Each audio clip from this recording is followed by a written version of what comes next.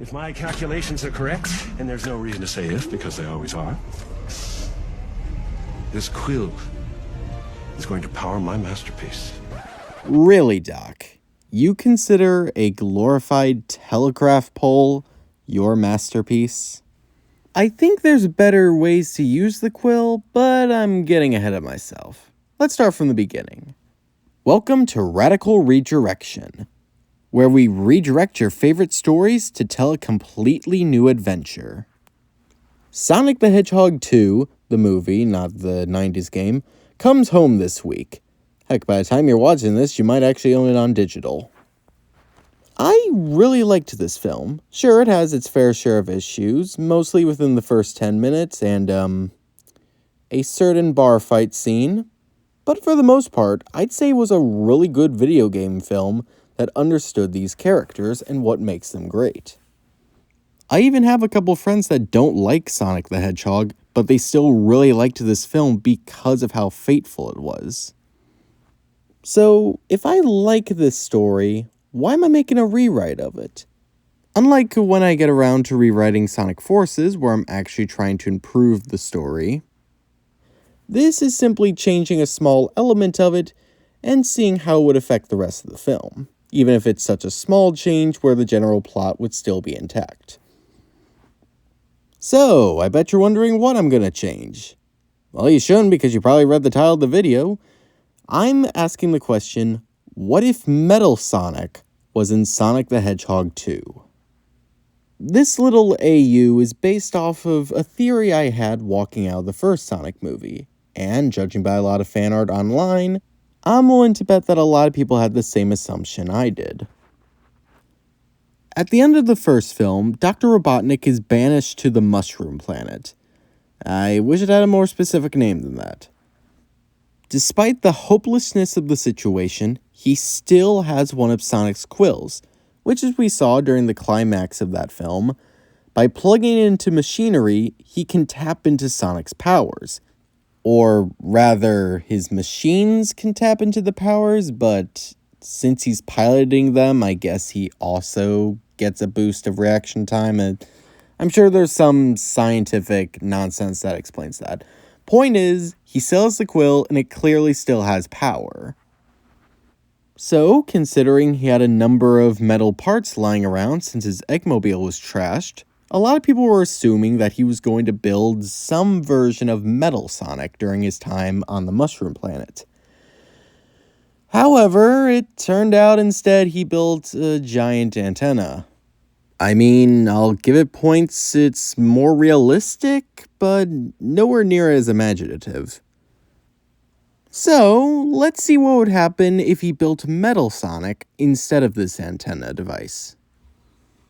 Let's see what would happen if Metal Sonic was in Sonic the Hedgehog 2. As the story begins, Dr. Robotnik is narrating to himself, which allows us to catch up with what's happened. Doctor's log, day 243. I've been tracked on this godforsaken fungus-infested planet for almost a year. However, my mind is still as sharp as ever. Isn't that right, Agent Stone? The doctor gestures to a rock. Clearly, his sanity isn't quite as intact as he believes. Most men would just give up, find the highest mountain they could climb, and just leap off the edge. But I'm stronger than that. I will return to my home planet, and I will get revenge. Robotnik grabs a cup next to him that he's prepared a small, makeshift cappuccino. He takes a sip before spitting it out immediately. Wow, your cappuccinos have really gone downhill, Agent Stone. No matter, you can get back to work. The doctor shoves the rock, which starts the Rube Goldberg machine that we see at the beginning of the film. All the while, we can see that Robotnik is tinkering with something just off screen, as if he's putting the final touches onto his masterpiece. The doctor finally finishes as his cappuccino is prepared. He grabs it, taking a sip as he admires his handiwork. We see Sonic's quill suddenly electrify, powering up the machine. We pan back to see that it is a strange form of robot. Its top half is seemingly taken from one of the egg drones, However, the backside was damaged in a severe way, giving it an almost sharp quill-like design. Its chest is made from another drone, however, it was in far better condition. Its limbs seemed to be composed of a few metal bolts, some wood, some wiring, and overall had a very unfinished look. It's clear that this is just a Mark I and that Robotnik was only working with what he had. Despite its less than stellar design, the robot seems to be operational. As per Jim Carrey's acting, Dr. Robotnik would give a very overacted reaction to this. Magnificent, magnificent, magnificent! You, my metal Sonic, my murderous Mona Lisa, my devilish David, my other forms of art, you will be my salvation. Now, I bet you're wondering, why would Robotnik even want to model his masterpiece after the blue rodent that banished him to this planet? Well, why did Dr. Robotnik make a little Sonic figurine to serve him coffee? Or why does Eggman in the games build Metal Sonic? Because by building a robotic Sonic, he's cementing the idea that he is superior to the original. Besides, it gives the illusion that he has power over Sonic, because this Sonic, this metal Sonic, is completely loyal to him.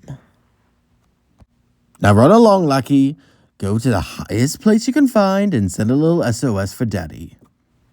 Metal Sonic nods, understanding his mission.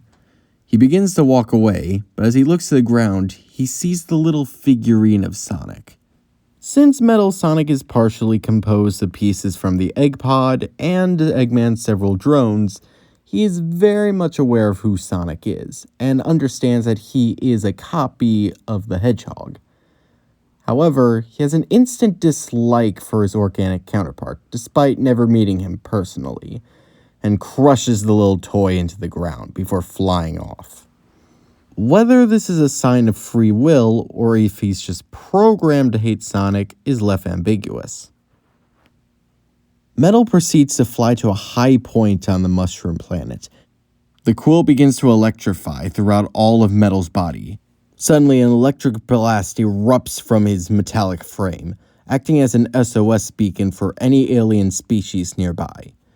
I imagine it would look similar to how Sonic initiated the EMP blast in the first film. This blast summons a group of bounty hunters, which Dr. Robotnik's traps, combined with Metal Sonic's offensive capabilities, quickly dispatch of these invaders.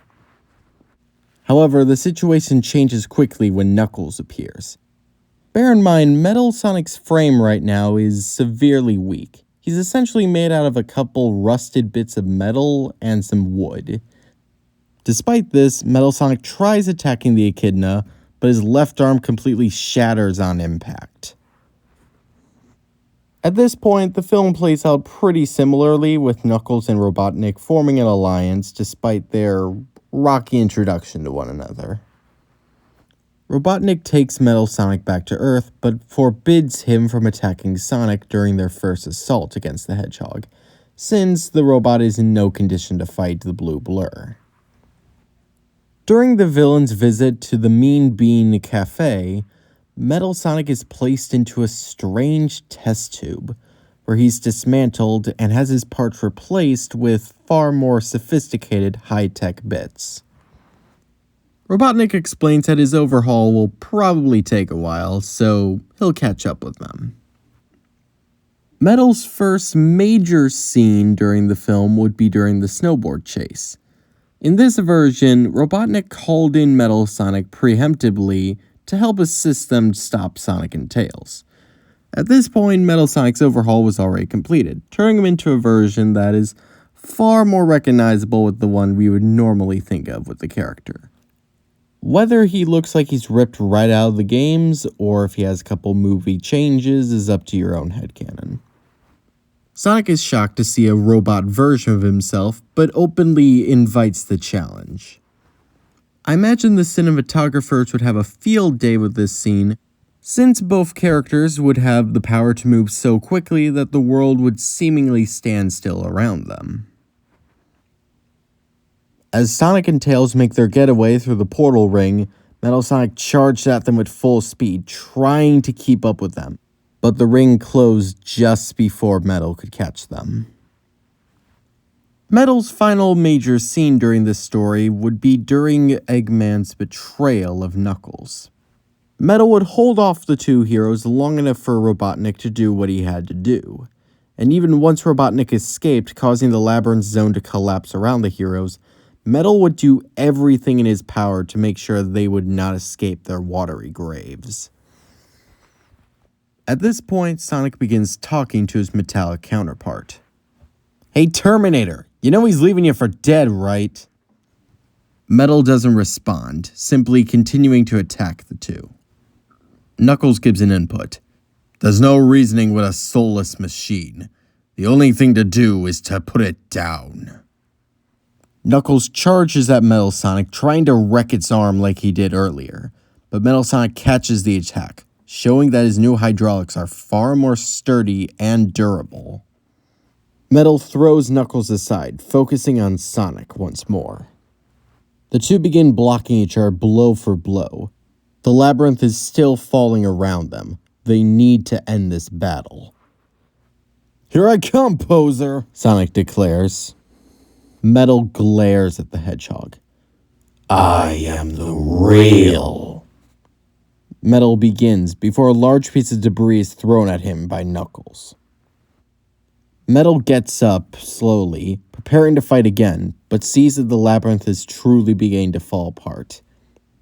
In an annoyed act of self-preservation, Metal takes off, leaving the two heroes to drown. And from there, Metal Sonic flew off, living to fight another day. Okay, yeah, this probably wasn't my most epic story. In this film, he more or less is just here to build up for future films. He plays very much a henchman role and doesn't add all that much, but I would compare this to Black Widow being in Iron Man 2 or Hawkeye being in Thor. Yeah, they don't add too much to the films that they're in. It really could have been played by a lot of characters, but they're there to cement them in this universe so that they can be built off of later. That's kind of what I was going with for Metal Sonic here. However, what do you guys think of this? Do you think I did an awful job, or do you think there's actually some potential with this what if? And do you think there's any chance of seeing Metal Sonic in the actual Sonic movies? Leave your thoughts in the comments below. I'm CommonFan13, and I hope you have a good day.